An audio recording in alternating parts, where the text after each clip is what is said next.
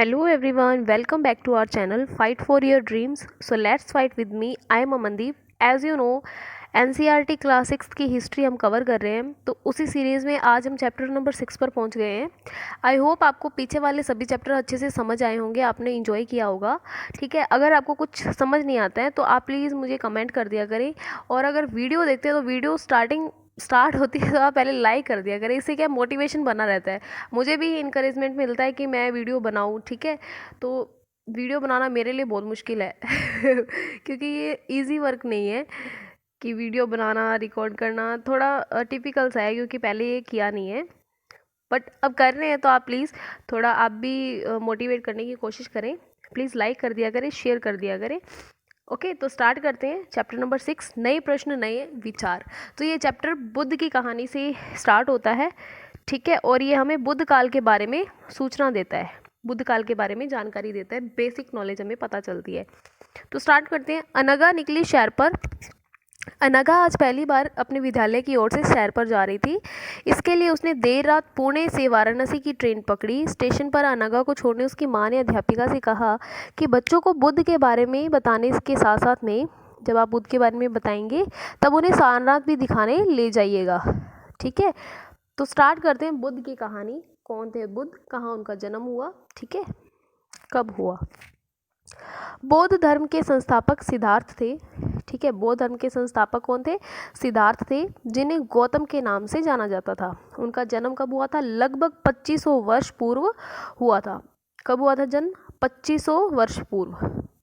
ये वो समय था जब लोगों के जीवन में तेजी से परिवर्तन हो रहे थे। जैसे पहले लोग पशुपालक थे ऋग्वेद में, फिर धीरे धीरे कृषक बन गए। ठीक है, धीरे धीरे क्या, हाँ, क्षत्रिय जो सिस्टम था उसके अंदर बदलाव आने लग गया। ठीक है, शासक वर्गों के अंदर चेंजेस आने लग गए। पहले कबीलाई संरचना थी, उसके बाद में राज्य बन गए थोड़े थोड़े, है ना। कबीलाई संरचना में दरारें आने लग गई, उसके बाद में जनपद बने, फिर महाजनपद बने। तो इस तरीके से शासकों के अंदर चेंजेस आने लग गए। ठीक है, तो जैसा कि हमने चैप्टर नंबर 5 में पढ़ा था वैसा ही बता रहे हैं। महाजनपदों के कुछ राजा इस समय बहुत ज़्यादा शक्तिशाली हो गए थे। हजारों सालों के बाद फिर से नगर उभरने लगे थे। हजारों सालों बाद पहले कौन से थे? पहले थे हमारे हड़प्पा नगर थे, जिसे हमने चैप्टर नंबर 2 में पढ़ा था। तो हड़प्पा नगर का जब पतन हुआ उसके हजारों वर्षों के बाद में नगर दोबारा से पनपने शुरू हो गए थे। कहाँ पे? गंगा यमुना दोआब के क्षेत्रों में। ठीक है, गाँव के जीवन में भी बदलाव आ रहा था। कैसे? धीरे धीरे वो किसकी तरफ बढ़ रहे थे? नगरों की तरफ बढ़ रहे थे, विकसित गांव बनने लग गए थे। बहुत से विचारक इन परिवर्तनों को समझने की कोशिश कर रहे थे कि ये परिवर्तन क्यों हो रहे हैं, इन परिवर्तन का कारण क्या है। तो वे जीवन के सच्चे अर्थों को भी जानना चाह रहे थे कि ये मानव जीवन क्यों आया है धरती पे, मानव जीवन क्यों हुआ है, तो उसको समझने की भी कोशिश कर रहे थे। बुद्ध जो थे वो क्षत्रिय थे। ठीक है, बुद्ध जो कौन थे? क्षत्रिय थे, कोई पुरोहित नहीं थे। शाक्य नामक एक छोटे से गण से संबंधित थे। गण से संबंधित थे। ठीक है, शाक्य नामक छोटे से गण से संबंधित थे। युवावस्था में ही ज्ञान की खोज में उन्होंने घर के सुखों को छोड़ दिया था। ठीक है, जब वो छोटे थे, युवावस्था में थे अभी, उन्होंने घर के सुखों को छोड़ दिया था ज्ञान की खोज के लिए। अनेक वर्षों तक वे भ्रमण करते रहे, अन्य विचारकों से मिलकर चर्चा करते रहे ज्ञान के लिए।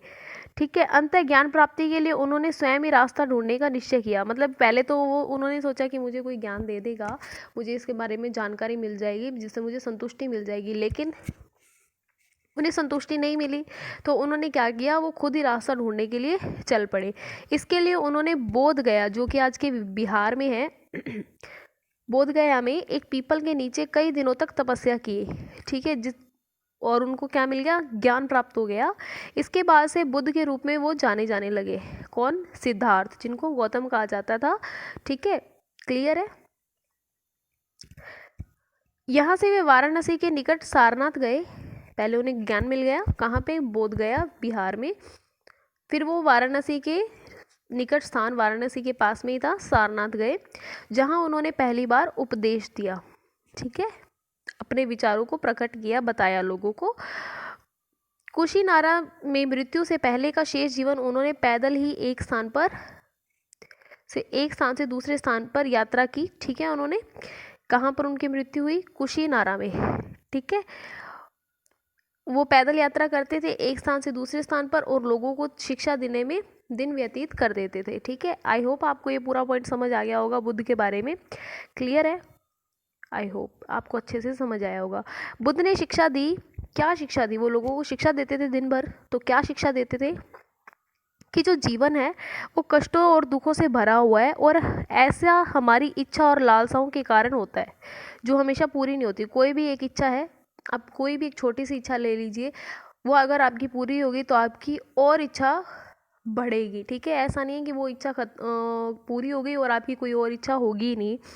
तो जो बुद्ध ने शिक्षा दी है उनके अनुसार कि जीवन जो है वो कष्टों से भरा हुआ है। क्यों भरा हुआ है? वो हमारी इच्छा और लालसाओं के कारण है। कभी कभी हम जो चाहते हैं वो प्राप्त कर लेने के बाद भी संतुष्ट नहीं होते और अधिक वस्तुओं को पाने की इच्छा करने लगते हैं। बुद्ध ने इसे लिप्सा कहा है। लिप्सा, इस लिप्सा को क्या कहा है? तृष्णा कहा है। क्या कहा है इस लिप्सा को? इस लालच को बोला है तृष्णा। बुद्ध ने शिक्षा दी कि आत्मसंयम अपनाकर हम ऐसी लालसाओं से मुक्ति पा सकते हैं। ठीक है, उन्होंने लोगों को दयालु होने, मनुष्यों के साथ साथ जानवरों का भी आदर करने की शिक्षा दी। वे मानते थे कि हमारे कर्म के परिणाम, चाहे वो अच्छे हों या बुरे, हमारे वर्तमान जीवन के साथ साथ बाद के जीवन को प्रभावित करते हैं। ठीक है, तो जीवन के पश्चात का जो मरने के पश्चात का जो जीवन है उसकी बात ये कर रहे हैं। जीवन के साथ साथ बाद के जीवन को भी प्रभावित करते हैं। बुद्ध ने अपनी शिक्षा सामान्य लोगों की प्राकृतिक भाषा में दी। जो लोग भाषा बोलते थे उसी भाषा में उन्होंने शिक्षा दी। उन्होंने कोई और भाषा में शिक्षा नहीं दी जिससे कि लोगों को समझ ना आए। जो लोग बोलते थे उसी भाषा में उन्होंने कहा कि मैं इनको उपदेश दूंगा ताकि लोग अच्छे से समझ जाए। ठीक है, इससे क्या हुआ? सामान्य लोग भी उनके संदेश को समझ सके। वेदों की रचना के लिए किस प्रकार की भाषा का प्रयोग हुआ था? तो वेदों की रचना के लिए हमारी वैदिक संस्कृति या फिर जिसको अपने बोलते हैं प्राक संस्कृति की, ठीक है, भाषा का यूज हुआ था। क्लियर है? बुद्ध ने कहा कि लोगों के लिए शिक्षा को केवल बुद्ध ने कहा लोग किसी शिक्षा को केवल इसीलिए स्वीकार नहीं करें कि ये उनका उपदेश है। मतलब वो कह रहे थे कि आप ऐसे मेरे पीछे मत लगो किसी बात को लेके कि मैंने ये बात कह दी और आप उस बात को आंखें बंद करके फॉलो करो। ये ऐसा नहीं कह रहे हैं कि मैंने उपदेश दिया है, बल्कि वे उसे अपने विवेक से मापें। आप अपने आप सोचिए कि जो मैंने बात सोची बोली है क्या वो सही है, उसको तोलिए। अगर उसकी कोई पॉजिटिव है वे, ठीक है, कोई पॉजिटिव उसकी रिजल्ट है तो उसके नेगेटिव रिजल्ट भी आप सोचिए, साथ साथ में पॉजिटिव ही नहीं सोचना। आओ देखो उन्होंने ऐसा किस प्रकार किया। तो ये देख लीजिए आप, स्तूप है, ठीक है, सारनाथ का। इस इमारत को स्तूप के नाम से जाना जाता है। ये देख रहे हैं आप इमारत, ये वाली, ठीक है, स्तूप बोलते हैं, सारनाथ का स्तूप। यहीं से बुद्ध ने अपना सबसे पहला उपदेश देना आरंभ किया था। ठीक है, क्लियर है?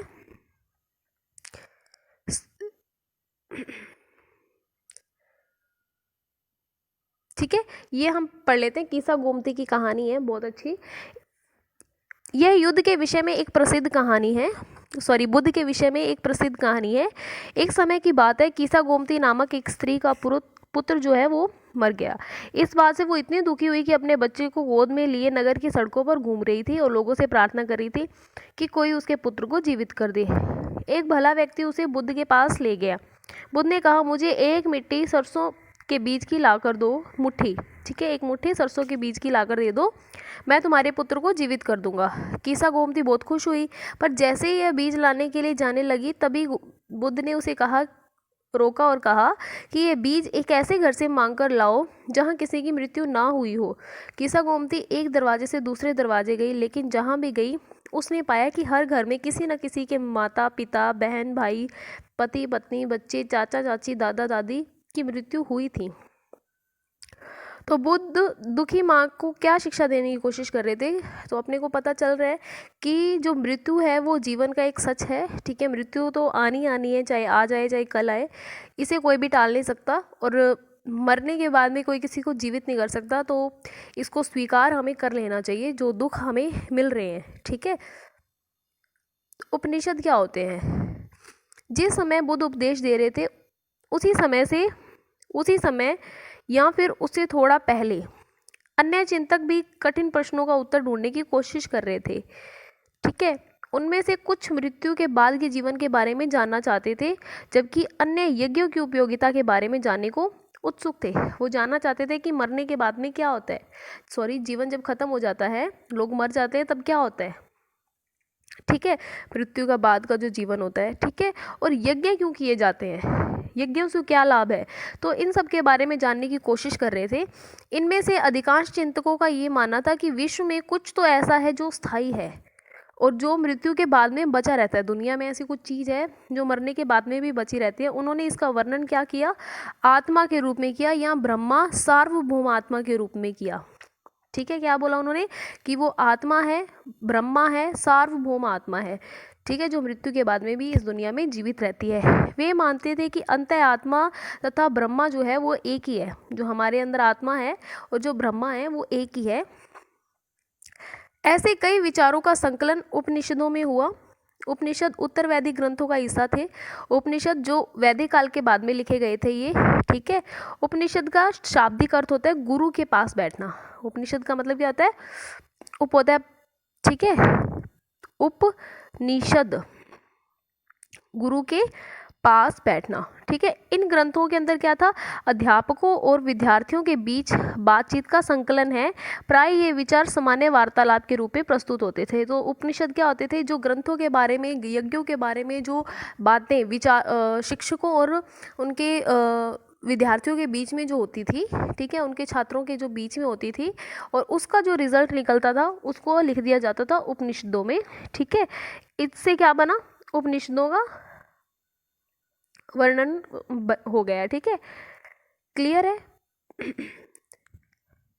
बुद्धिमान भिखारी हम पढ़ लेते हैं। ये वार्तालाप है जो उपनिषद के अंदर दिया हुआ है।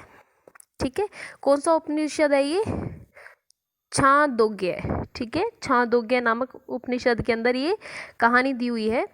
शौनक व अभिप्राणित नामक दो ऋषि सार्वभौम आत्मा की उपासना कर रहे थे। सार्वभौम आत्मा यानी ब्रह्मा की। एक बार जो ही वे भोजन करने के लिए बैठे, एक भिखारी आया और भोजन मांगने लगा। शौनक ने कहा, हम तुम्हें कुछ नहीं दे सकते। भिखारी ने पूछा, द्विजन आप किसकी उपासना करते हैं? तो अभिप्राणित ने उत्तर दिया कि सार्वभौम आत्मा की। ओ, इसका मतलब आप जानते हैं कि सार्वभौम आत्मा संपूर्ण विश्व में विद्यमान है। ऋषियों ने कहा, हाँ हाँ हम जानते। भिखारी ने फिर पूछा, अगर सार्वभौम आत्मा संपूर्ण विश्व में विद्यमान है तो मेरे अंदर भी विद्यमान है। मैं कौन हूँ? मैं भी तो इसी विश्व का एक हिस्सा हूँ। तुम सत्य बोलते हो युवा ब्राह्मण। इसीलिए हे ऋषियों, मुझे भोजन ना देकर आप सार्वभौम आत्मा को भोजन देने से मना कर रहे हैं। भिखारी की इस बात को जानकर ऋषियों ने उन्हें भोजन दे दिया। तो ठीक है, तो भिखारी ने भोजन पाने के लिए ऋषियों को किस तरह मनाया तो हम देख सकते हैं उनके जो वीक पॉइंट था उसी को भिखारी ने पकड़ लिया। इन चर्चाओं में भाग लेने वाले अधिकांश जो पुरुष होते थे, ब्राह्मण होते थे और राजा होते थे। कभी कभी गार्गी, ठीक है, जैसे कि हमने पहले पढ़ा था, गार्गी बताया था मैंने आपको। गार्गी जैसे स्त्री विचारकों का भी उल्लेख मिलता है। किसमें उपनिषदों में। ठीक है ना, उपनिषदों में। क्लियर है। विद्वता के लिए प्रसिद्ध गार्गी जो थी, राज दरबारों में होने वाले वाद विवादों में भाग लिया करती थी। निर्धन व्यक्ति इस तरह के वाद विवाद में बहुत कम हिस्सा लेते थे, जिनके पास धन नहीं होता था। इस तरह का एक प्रसिद्ध अपवाद सत्यकाम जाबाल है। मतलब कि वो निर्धन ही थे, सत्यकाम जाबाल, लेकिन उन्होंने वाद विवादों में हिस्सा लिया था। सत्यकाम जाबाल का नाम उसकी दासी माँ के नाम पर पड़ा। सत्यकाम के मन में सत्य जानने की तीव्र जिज्ञासा उत्पन्न हुई। गौतम नामक एक ब्राह्मण ने उन्हें अपने विद्यार्थी के रूप में स्वीकार किया। ठीक है, अपने समय के सर्वाधिक प्रसिद्ध विचारकों में से एक वो बन गए। उपनिषदों के कई विचारों के बाद प्रसिद्ध विचारक शंकराचार्य द्वारा किया गया था। ठीक है, उपनिषदों के कई विचारकों का विकास किसने किया था? शंकराचार्य ने किया था, जिनके बारे में अपनी कक्षा 7 में पढ़ेंगे। क्लास 7 के जब हम एनसीईआरटी कवर करेंगे तब हम शंकराचार्य को पढ़ेंगे। ठीक है, आई होप आपको ये समझ आ गया होगा। चर्चाओं में कौन भाग लेते थे? पुरुष जो ब्राह्मण होते थे या राजा होते थे, कभी कभी स्त्री, जैसे हमने गार्गी के बारे में पढ़ लिया, लेकिन निर्धन लोग बहुत कम लेते थे भाग। लेकिन एक दासी का पुत्र, ठीक है, जिसका नाम क्या था, सत्यकाम जबाला, वो निर्धन ही था, लेकिन उन्होंने भी वाद विवादों के अंदर क्या लिया, भाग लिया। और उनको किसने अपना बनाया, विद्यार्थी बनाया? उन्होंने गौतम ने, गौतम नामक एक ब्राह्मण जो थे, गौतम बुद्ध की बात नहीं कर रहे हैं हम, गौतम नामक ब्राह्मण। लेकिन गौतम बुद्ध क्या थे? क्षत्रिय थे, शाक्य गण से संबंधित थे। क्लियर है? ओके, आई होप आपको ये पॉइंट समझ आ गया होगा। जैन धर्म हमें क्या बताता है? इसी युग में अर्थात लगभग 2500 वर्ष पूर्व जैन धर्म के 24वें तथा अंतिम तीर्थकर वर्धमान महावीर ने अपने विचारों का प्रसार किया। तो यहाँ से पॉइंट अपने को पता चल रहा है कि जो महावीर जैन जो थे वो 24वें और अंतिम तीर्थकर थे। ठीक है, जैन धर्म के 2400 वर्ष पूर्व जैन धर्म के 24वें तथा अंतिम तीर्थकर वर्धमान महावीर ने अपने विचारों का प्रसार किया। वह वज्जी संघ के हमने कल पढ़ा था वज्जी, ठीक है ना, जो वैशाली के पास में है ना। क्लियर है? ये वज्जी संघ थे ना, ये संघ के लच्छवी कुल के एक क्षत्रिय राजकुमार थे।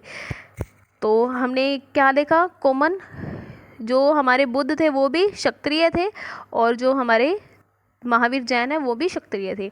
इस संघ के विषय में हम अपने पढ़ा था, संघ के बारे में पढ़ा था ना पिछले चैप्टर में, वज्जी संघ के बारे में, जिसके अंदर एक समूह होता था। ठीक है, समूह के अंदर जितने लोग होते थे वो सभी राजा होते थे, है ना। 30 वर्ष की आयु में उन्होंने घर छोड़ दिया और जंगल में रहने लगे। कौन? महावीर जैन। 12 वर्ष तक उन्होंने कठिन और एकाकी जीवन व्यतीत किया। उसके बाद में उन्हें ज्ञान मिल गया। उनकी शिक्षा बिल्कुल सरल थी, जैसे बौद्ध धर्म के अंदर था। सत्य जानने की इच्छा रखने वाले प्रत्येक स्त्री व पुरुष को अपना घर छोड़ देना चाहिए। क्या करना चाहिए? जो सत्य जानना चाहता है उन्हें अपना घर छोड़ना पड़ेगा। पहले तो उन्हें अहिंसा के नियमों का कड़ाई से पालन करना चाहिए। किसी भी जीव को ना तो कष्ट देना चाहिए, ना ही उसकी हत्या करनी चाहिए। ये था जैन धर्म का नियम। महावीर का कहना था, सभी जीव जीना चाहते हैं, सभी के लिए जीवन प्रिय है, इसीलिए हमें किसी को कष्ट नहीं देना चाहिए। महावीर ने अपनी शिक्षा प्राकृतक में दी, है ना, प्राकृतिक भाषा में दी। ठीक है, पाली भाषा जिसको बोलते हैं। यही कारण है कि साधारण जन भी उनके तथा उनके अनुयायियों की शिक्षा को समझ सके। अगर वो लोग समझ ही नहीं पाते तो उनको फॉलो भी नहीं करते। देश के अलग अलग हिस्सों में जो प्राकृतक के अलग अलग रूप प्रचलित थे, प्रचलन के क्षेत्र के आधार पर ही उन्हें अलग अलग नाम थे। जैसे मगध में बोले जाने वाली जो प्राकृतिक भाषा थी उसको बोलते थे मागधी। क्लियर है? क्षेत्र के हिसाब से प्राकृतिक भाषा को अलग अलग नामों से जाना जाता था। तो मगध क्षेत्र में जो भाषा बोली जाती थी उसको बोलते थे मागधी। आई होप ये पॉइंट आपको क्लियर हो गया होगा। ठीक है, जैन नाम से जाने गए महावीर के अनुयायियों को भोजन के लिए भिक्षा मांगकर सदा जीवन बिताना होता था, ताकि उनके अंदर क्या ना आए? घमंड ना आए। ठीक है, अहंकार ना आए। ओके, उन्हें पूरी तरह से ईमानदार होना पड़ता था। चोरी नहीं करने, मतलब चोरी ना करने के लिए उन्हें क्या दिया कहा जाता था? सख्त उनको वार्निंग दी जाती थी। उन्हें ब्रह्मचर्य का पालन करना होता था। पुरुषों को वस्त्रों सहित सब त्याग देना पड़ता था। आई होप आपको जैन धर्म अच्छे से समझ आया होगा। इसके अंदर कुछ भी ऐसा नहीं है जो आप समझ ना सको, बिल्कुल ईजी है। जैन जो शब्द है वो जिन शब्द से निकला है, जिसका मतलब होता है विजेता। ठीक है, तो ये देखो, महावीर के लिए जिन शब्द का प्रयोग क्यों हुआ? तो वो एक क्षत्रिय थे। क्लियर है ना, क्षत्रिय थे और उन्होंने बाद में इस पड़ाव को छोड़कर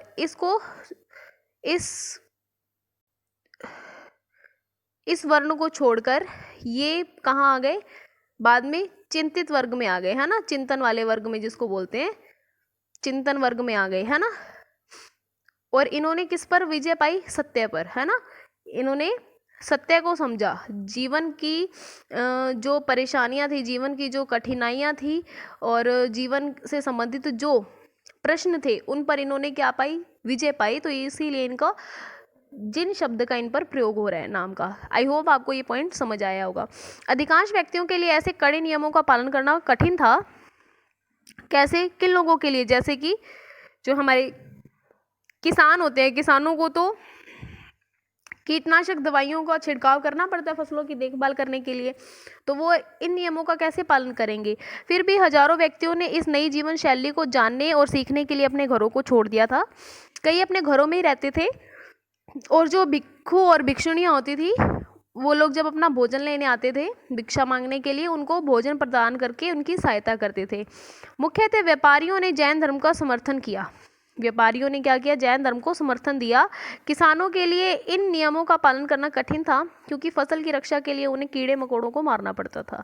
बाद की सदियों में जैन धर्म उत्तर भारत के कई हिस्सों में फैल गया, जैसे कहाँ पे, गुजरात, तमिलनाडु, कर्नाटक में फैल गया।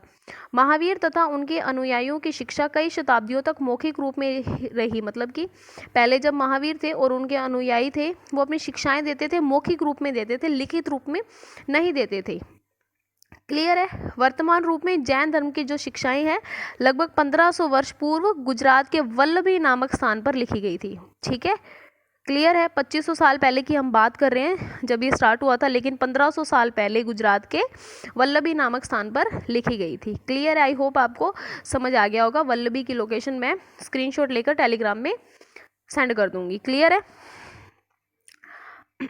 तो संघ क्या होते हैं। महावीर तथा बुद्ध दोनों का ही मानना था कि घर का त्याग करने पर ही सच्चे ज्ञान की प्राप्ति हो सकती है। ऐसे लोगों के लिए उन्होंने संघ नामक संगठन बनाया, जहाँ पर वो घर छोड़कर आते थे और वहाँ पे रहते थे। क्लियर है। संघ क्या होता है, जहाँ पर लोग घर छोड़ के आ जाते थे और इकट्ठे होकर एक जगह पर रहते थे। संघ में रहने वाले बौद्ध भिक्षुओं के लिए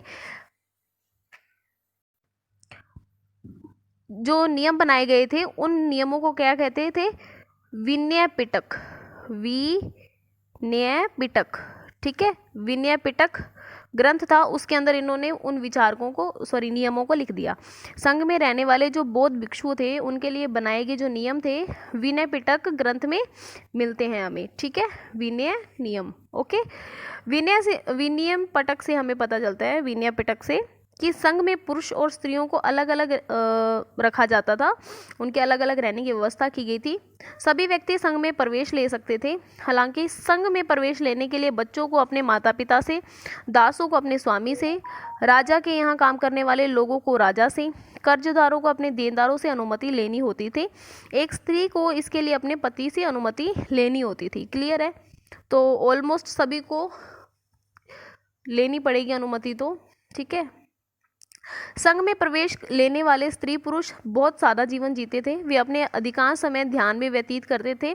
दिन के एक निश्चित समय में ही वो शहरों और गांवों में जाकर भिक्षा मांगते थे। यानी कि किसी भी टाइम ऐसा नहीं कि भिक्षा भूख लगी हो चलो भिक्षा मांगने चले, ऐसा नहीं था। एक निश्चित टाइम फिक्स था उनका। जैसे लंच टाइम होता है, स्कूल में जाते हैं तो ओल्ड डे जैसे पढ़ाई करनी होती है और बीच में एक आपको लंच टाइम दे दिया जाता है, वैसे ही। यही कारण है कि उन्हें भिक्षु, भिक्षुणी, साधु, भिखारी के लिए प्राकृतिक शब्द है ये। ठीक है। वे आम लोगों को शिक्षा देते थे, साथ ही एक दूसरे की सहायता भी करते थे। किसी भी तरह की आपसी लड़ाई हो जाती थी, उसका निपटारा वो खुद बैठ के लगाकर कर लेते थे। संघ में प्रवेश करने वाले ब्राह्मण, क्षत्रिय, व्यापारी, मजदूर, नाइक जो होते थे, नाइक, गणिकाएं, ये सब शामिल होते थे। इनमें से कई लोगों ने बुद्ध की शिक्षाओं के विषय में लिखा, तो कुछ ने संघ में अपने जीवन के बारे में सुंदर कविताएं लिखी। आई होप आपको ये पॉइंट समझ आ गया होगा, संघ क्या होते हैं। ठीक है। संघ ग्रुप बनाकर लोग उसमें रहते हैं। क्लियर है।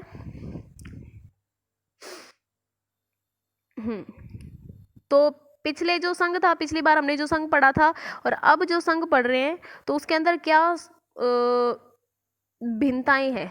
तो भिन्नताएं तो यही है कि जो पहले वाले संघ थे, वो संघ तो शासकों के थे। ठीक है। और ऐसा नहीं है, उनके पास में सेनाएं होती थी अपनी अपनी। ठीक है। और वो कोई भिक्षा नहीं मांगते थे, लेकिन इस संघ के अंदर लोगों को अपना घर बार छोड़ के आना पड़ता था। ठीक है। अपना जीवन ये मांग कर व्यतीत करते थे। समानताएं क्या थी, ये लोग मिलकर रहते थे। ठीक है। और जो परेशानियां होती थी उसको मिलकर सुलझाते थे। ठीक है। कोई भी इनको काम करना है या कुछ भी है तो वो मिलकर ही करते थे, एक ग्रुप में ही करते थे। तो ये इनकी समानताएं थी। विहार क्या होते हैं। जैन तथा बुद्ध भिक्षु पूरे साल एक स्थान से दूसरे स्थान पर घूमते हुए उपदेश देते थे। केवल वर्षा ऋतु में जब यात्रा करना मुश्किल हो जाता था तब वे एक स्थान पर निवास करते थे। ऐसे समय में वे अनुयायियों द्वारा उद्यानों में बनाए गए अस्थायी निवासों में अथवा पहाड़ी क्षेत्रों की प्राकृतिक गुफाओं में रहते थे। ठीक है, जब वो वर्षा ऋतु में आकर रुकते थे किसी एक जगह पर, तो उस समय उद्यानों और अस्थायी निवासों में, पहाड़ी क्षेत्रों की प्राकृतिक गुफाओं में, ये देखिए वहां पर रहते थे। उन्हें क्या कहते थे? विहार पर। जैसे जैसे समय बीतता गया, भिक्षु और भिक्षुणियों ने स्वयं अपने समर्थकों ने और उनके समर्थकों ने स्थायी शरणास्थलों की आवश्यकता का अनुभव किया कि शरण स्थल होने चाहिए, कि कभी भी जरूरत पड़ जाती है, इसीलिए उनको रुकने के लिए कोई ना कोई जगह कहीं ना कहीं बनी होनी चाहिए। कई शरणास्थल बना दिए उन्होंने, और वो जो शरणास्थल होते थे जहाँ पर लोग आके रुकते थे, जो शिक्षा देने इधर उधर जाते थे, ठीक है, उन शरणास्थल बनाए गए थे। उन शरणास्थलों को विहार कहते हैं।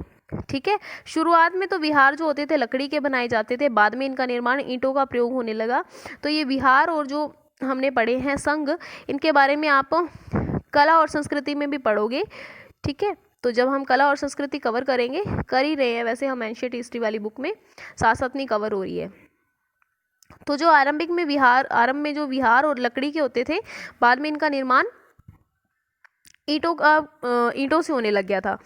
पश्चिम भारत में विशेषकर कुछ विहार पहाड़ियों को खोदकर बनाए गए थे। ठीक है, कुछ विहार ये देखिए पहाड़ियों को खोदकर बनाए गए हैं, तो हम ये देख सकते हैं। क्लियर है? प्राय किसी धनी व्यापारी, राजा अथवा भूस्वामी द्वारा दान की गई भूमि पर विहार का निर्माण होता था। तो विहार कहाँ बनाए जाते थे? जो दान में दी जाती थी। स्थानीय व्यक्ति जो थे भिक्षु भिक्षुणियों के लिए भोजन, वस्त्र, दवाइयाँ लेकर आते थे, जिसके बदले उनको लोग जो भिक्षु भिक्षुणी होते थे वो लोगों को शिक्षा दे दिया करते थे। आगे आने वाले शताब्दियों में बौद्ध धर्म जो था उपमहाद्वीप के विभिन्न हिस्सों के साथ साथ बाहरी क्षेत्रों में भी फैल गया। तो हम इसको नेक्स्ट चैप्टर में पढ़ेंगे, चैप्टर नंबर 9 में। आई होप आपको ये पॉइंट अच्छे से समझ आया होगा। तो अपने एक बार ये पॉइंट कवर कर लेते हैं। आश्रम व्यवस्था। बौद्ध तथा जैन धर्म जिस समय लोकप्रिय थे, लगभग उसी समय ब्राह्मणों ने आश्रम व्यवस्था का विकास किया था। ठीक है, आश्रम व्यवस्था क्या होती है? यहाँ आश्रम का शब्द का तात्पर्य लोगों द्वारा रहने, ध्यान करने के लिए प्रयोग में आने वाले स्थान से नहीं है। आश्रम का मतलब ये नहीं है कि यहाँ पर लोग ध्यान करते थे, ठीक है, आकर। इसका मतलब है जीवन का एक चरण है, जीवन की एक स्टेज है। ये आश्रम जो है ये जीवन की स्टेज है। तो ब्रह्मचार्य आश्रम, गृहस्थ आश्रम, वानप्रस्थ आश्रम और संन्यास नामक 4 आश्रम इन्होंने बनाए थे। ब्रह्मचार्य, गृहस्थ, वानप्रस्थ और संन्यास। ब्रह्मचार्य अंतर्गत क्या होता है? आश्रम के अंतर्गत क्या होता है कि जो ब्राह्मण, क्षत्रिय और वैश्य से अपेक्षा की जाती थी कि इस चरण के दौरान वे सादा जीवन बिताकर वेदों का अध्ययन करेंगे। किससे? ब्राह्मण, क्षत्रिय और वैश्य से आशा की जाती थी, अपेक्षा की जाती थी कि वो जब ब्रह्मचार्य उनके जीवन का जब ये स्टेज आएगी तब वो वेदों का अध्ययन करेंगे, मतलब वो इस उम्र के अंदर पढ़ाई लिखाई करेंगे। गृहस्थ आश्रम के अंतर्गत उन्हें विवाह करके गृहस्थ के रूप में रहना होता था। तो ये स्टेज आ गई शादी वाली, ठीक है, उसके अंदर ये अपने गृहस्थ में रहेंगे। और वानप्रस्थ जब आएगा इस स्टेज के बाद में, उसके अंतर्गत उन्होंने जंगलों में रहकर साधना करनी पड़ती थी। तब तक इनकी उम्र काफ़ी हो जाती है। जो ये मतलब कि मान लीजिए ये ब्रह्मचार्य तो हमारा बचपन हो गया, ठीक है, जब हम छोटे बच्चे होते हैं 25 साल तक, ठीक है, 10 से 25 साल तक का ये होता है। फिर उसके बाद में आता है इसमें 25 से 50 साल तक होता है। गृहस्थ आश्रम के अंदर उम्र होती है जब ये आश्रम को एक्सेप्ट करना होता है।